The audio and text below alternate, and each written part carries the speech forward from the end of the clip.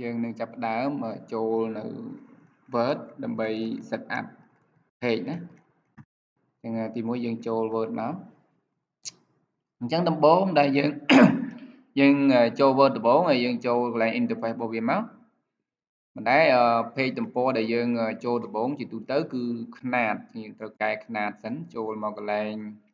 file ហើយចូលពាក្យថា option ណា option ហើយយើងចូលពាក្យថា advanced ហើយ advanced នេះហើយយើងចូលកន្លែងនេះណាដូរទៅជាដូរទៅជាសង់ទីម៉ែត្រព្រោះជាទូទៅគឺវាចាប់យក inch តែយើងដូរទៅសង់ទីម៉ែត្រយកអូខេមកណាហើយបន្ទាប់មកទៀតយើងចូលកន្លែង layout ដើម្បី set page ណាដើម្បីរៀបចំនៅទំព័រអញ្ចឹងយើង set page margin មកយើងចូលកន្លែង margin នេះហើយយើងសេរីទៅជា 1.5 ទាំងអស់មកណាឬក៏យើងដាក់ 1.75 ក៏បានដែរណាអញ្ចឹង top ខាងលើ left នេះខាងឆ្វេងហើយចំណែកឯប៊ូតុងនេះខាងក្រោម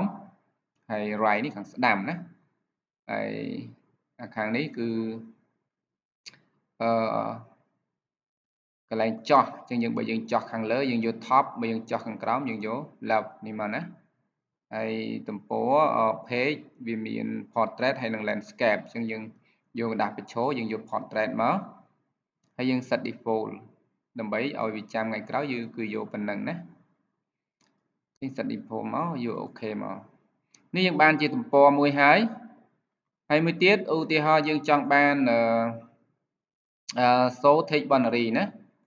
thì យើងចូលកន្លែងនេះមកដើម្បីយើងចង់បានបើយើងអត់ចង់បានទេយើងដោះអានឹងចេញក៏បានដែរណា show text binary ហ្នឹងគឺអា tray នេះណា